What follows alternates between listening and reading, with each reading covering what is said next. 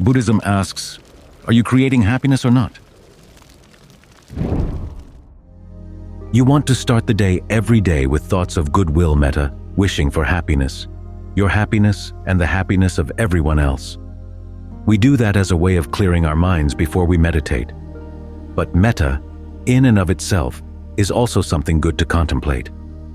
An important part of the meditation is the practice of alertness, watching what you're doing while you're doing it, and watching the results that you're getting from what you're doing, so that you can learn. Psychologists call this metacognition, the ability to watch your mind in action, to step back a little bit so that you're not entirely immersed in your emotions. Looking at your mental states from a little distance, you can contemplate what you're doing, where it's skillful, where it's not skillful, where you're getting good results, where you're not getting good results. You can apply the same principle to the practice of metta itself. You might call this Mettā Metacognition, observing and thinking about what it means to think thoughts of goodwill. What does it mean to be happy? What does it mean for you to be happy, for other people to be happy? And how can you do that in a way that's not going to be in conflict? One of the first things you realize is that you'll have to be happy through your actions. Happiness sometimes seems to just come floating your way without your having done anything. But when you think about that, that's the result of past actions. How about your present actions? Are you creating happiness or not? That's the beginning of wisdom. The question is, when you're putting forth an effort to be happy, what kinds of efforts are worth it? Which ones are not? You want a happiness that lasts. Otherwise, you can put a lot of effort in, get a brief taste of happiness, and then it turns to something else.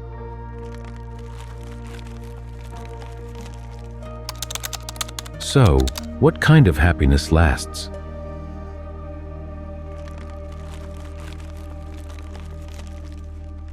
You want to observe that. Ideally, you want something that's happy both in the doing and in the long-term results. Psychologists have studied baby, and they've noticed the thing that makes babies happiest is when they do something and they get a result, and when they do it again, they get the same result again. This is why they like making repeated noises all the time. Repeated noises. It can drive you crazy, but for them it's pleasurable because they realize they've figured out something about cause and effect. But as you grow up and get into the world of cause and effect, you discover that that world is a lot more complex than just making noises. But still, there's a happiness in figuring out cause and effect, so that can use that knowledge to your advantage. That's part of what you learn from observing the practice of metta. You start thinking about happiness seriously. We all want to be happy, and you'd think we'd plan for it seriously, not in the sense of being grim, but in being systematic, organized about it. Yet so many people just blunder their way through life, going for what looks happy on the outside and turns into something else on the inside. That's one of the lessons you learn. You have to look more deeply. You have to look long-term. The Buddha gives some examples of activities that are happy in the doing and also happy in the long-term results.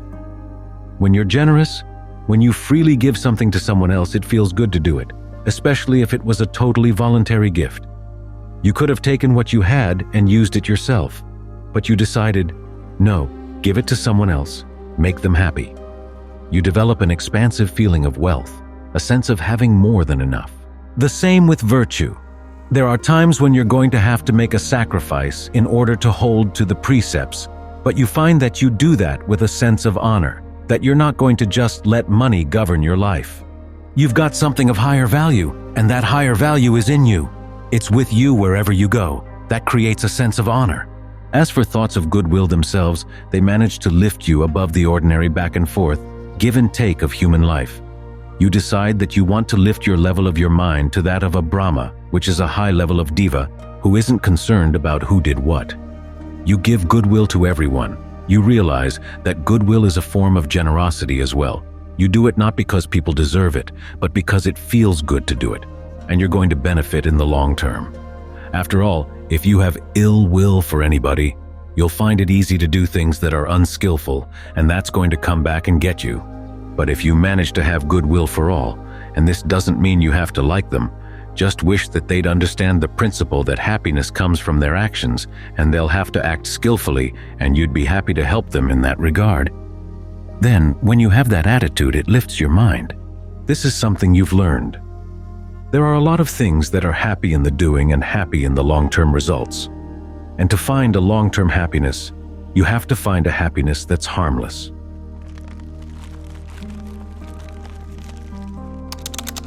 That's a sign of real wisdom.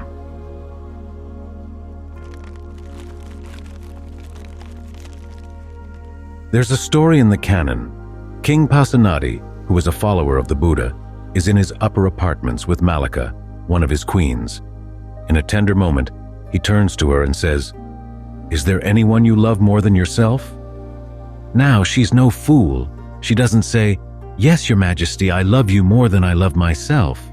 She's truthful, so she says, "No, there's nobody I love more than myself.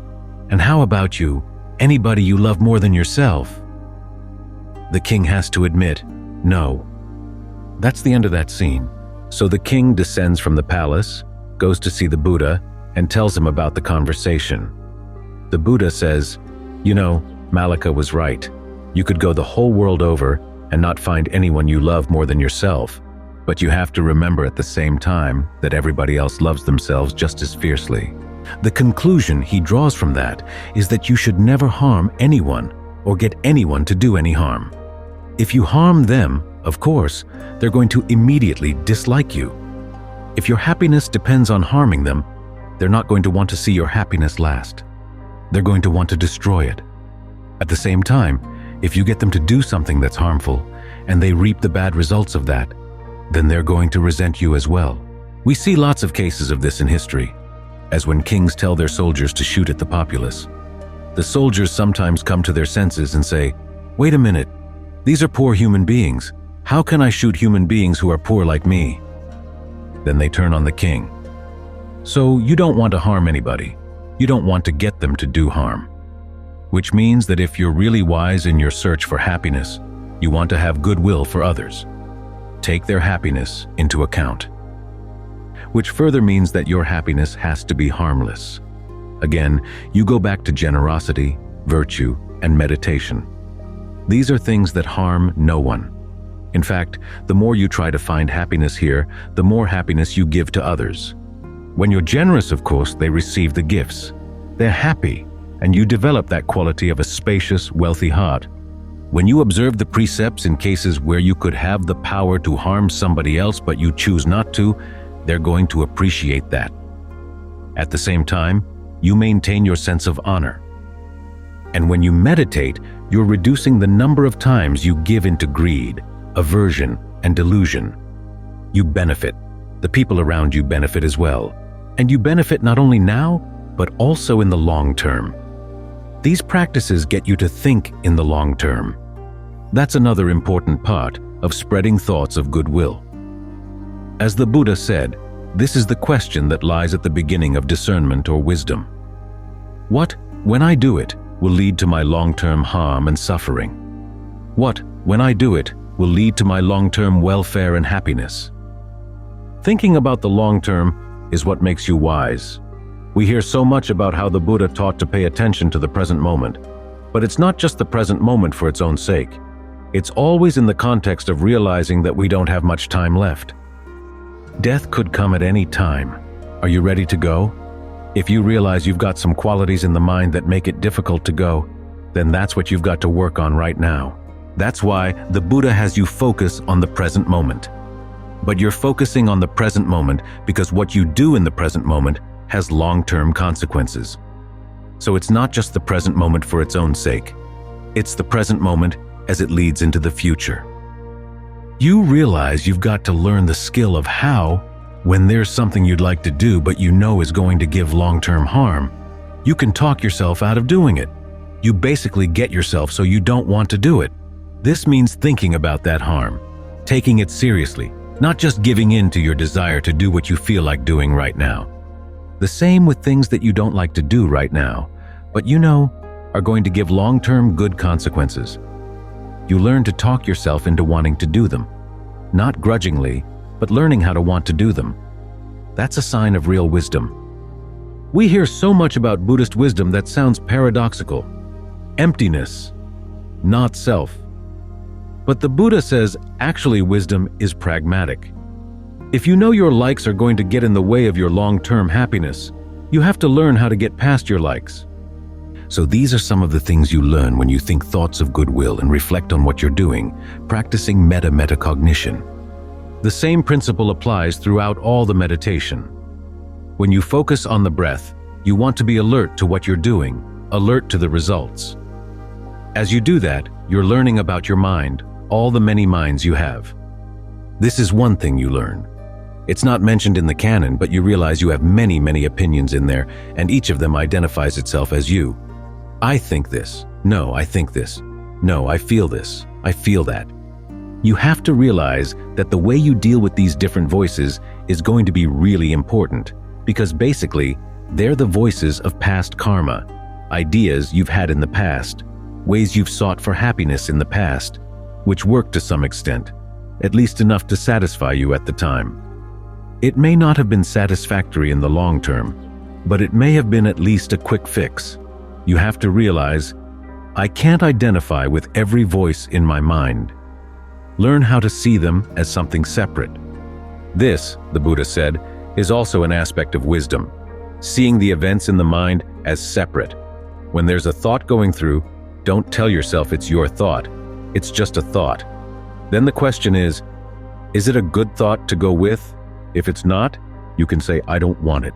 I don't have to go there. A part of the mind may want to go.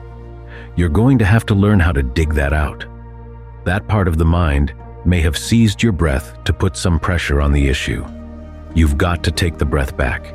You consciously decide how you're going to breathe. Make it as comfortable, easeful, soothing, refreshing as possible. You'll find that the desire to follow through, say, with a bout of anger, a bout of lust, gets weakened a great deal. So we're here to learn about the mind and the heart. This is another important lesson you learn from Mettā Metacognition. We're not training only the mind to be smart and intelligent. We're training the heart to be intelligent as well. In other words, to will things in a way that really is for your true happiness. If it's just the mind, it's pretty weak. But if you've got the mind working together with the heart, and you've got the breath on your side as well, then you begin to realize you can go far. This is the lesson of all this practice of alertness, that training the heart and mind together is necessary for true happiness. So make sure that goodwill is a part of your practice, and that you reflect on it as you do it. Think on what it means to wish for happiness. Think what it means to be happy in a way that's satisfying and is worth of all the effort that has to go into being happy.